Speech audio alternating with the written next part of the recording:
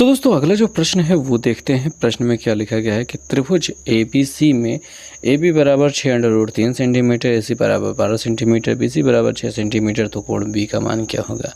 तो ध्यान से देखिए कि ये जो प्रश्न है ये पाइथागोरस प्रमेय पे लगने वाला प्रश्न है और आप इसमें चाहे हल करें चाहे ना हल करें B का मान हमेशा 90 डिग्री ही मिलेगा। यहाँ पे मान बदल दिया जाए, भुजाओं की वैल्यू बदल दी जाए, लेकिन फिर भी कोण 90 अंश ही हमेशा प्राप्त होता है। प्रश्न संख्या 12 देखते हैं। यहाँ पे हमको क्या दिखाई दे रहा है कि एक समबाहु त्रिभुज ABC में भुजा 2A है, तो इसके प्रत्येक शीर्ष लंब की लंबाई क्या होगी। तो भैया अगर आपको पता नहीं तो मैं आपको बता देता हूँ। समबाहु त्रिभुज एक ऐसा त्रिभुज जिसकी सभी भुजाएं बराबर होती हैं और सभी की भुजा की माप 2A दी गई है। ये मैंने 2A लिखने की कोशिश की है, बेहद गंदा है 2A, ठीक है। अब इसका जो शीर्ष लंब होता है वो कुछ ही इस प्रकार का होता है। अगर इसकी भुजा देखेंगे भैया, अगर इसकी भुजा A होती है तो इसका शीर्ष लंब का फॉर्मूला √3/2 2 बनाना था /2A होता है।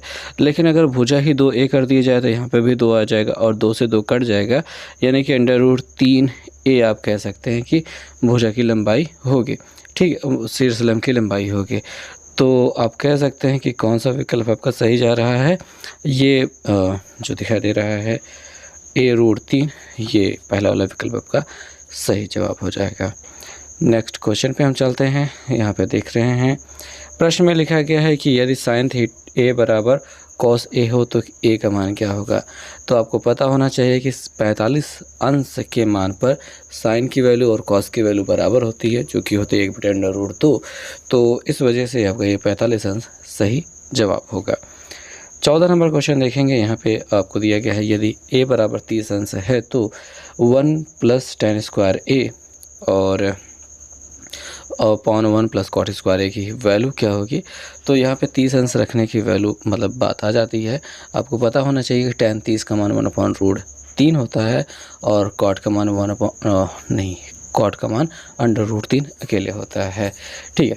तो आप क्या करेंगे, थोड़ा सा बातों को समझते हैं।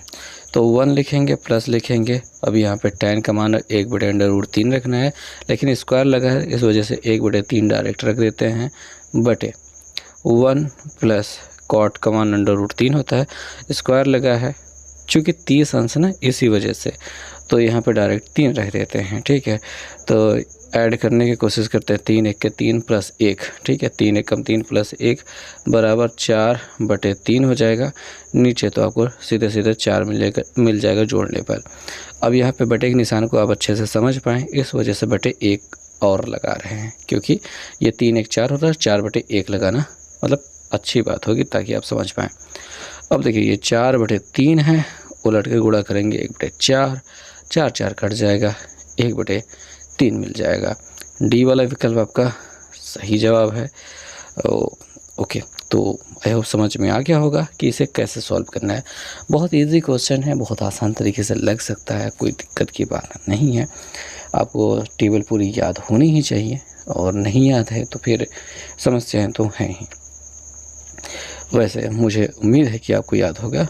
अब हम बात करेंगे इस 15 नंबर क्वेश्चन के, जो कि साफ नहीं दिखाई दे रहा है, लेकिन जितना भी है उतने से काम चल सकता है।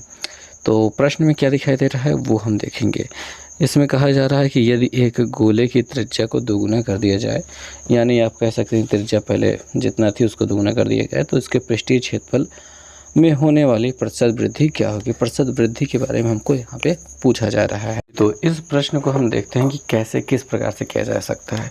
देखिए ये क्वेश्चन बहुत आसान भी है और बहुत मुश्किल भी है, थोड़ा लंबा भी किया जा सकता है। खैर बातों को समझेंगे।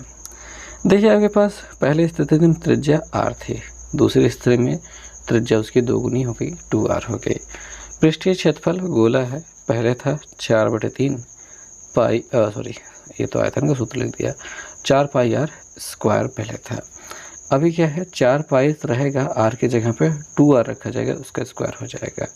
यहाँ पे 4π रहेगा और ये 4 × r² हो जाएगा, यानी 4 × 16 πr², कुछ इस प्रकार से होगा।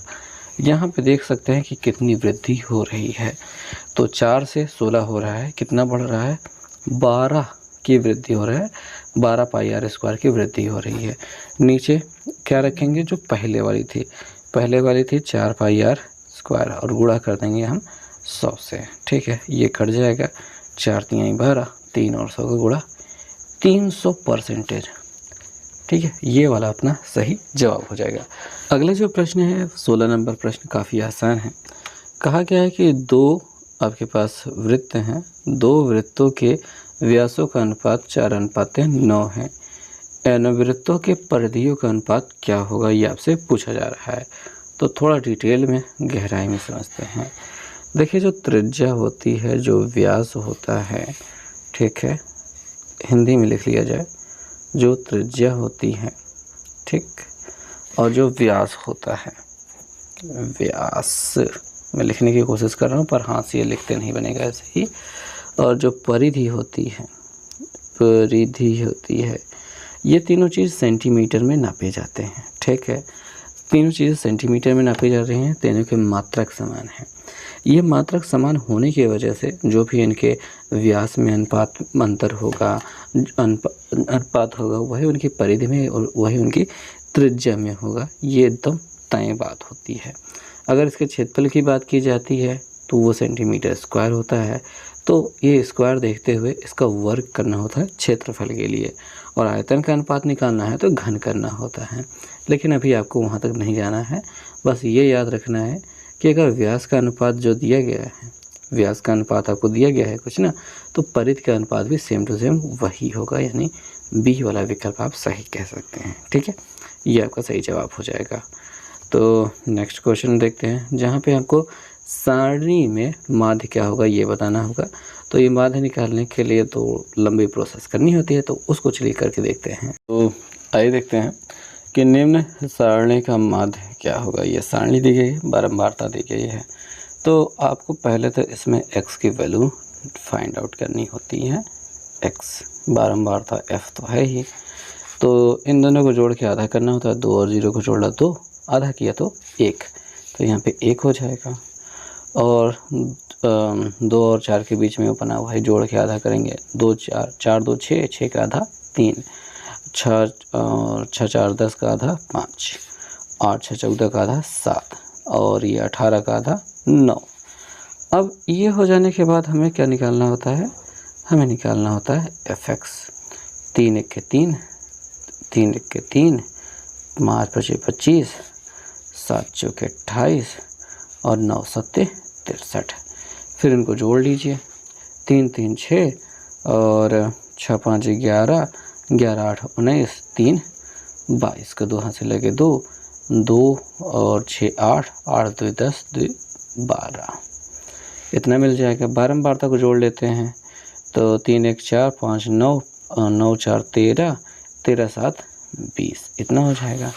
अब आपके पास जो माध्य का सूत्र होता है वो होता है sigma fx upon sigma f। Sigma fx 122 आ चुका है, सिग्मा f 20 हो चुका है। ये काटा 10, ये काटा 6, 1 10 से भाग करेंगे 6.1।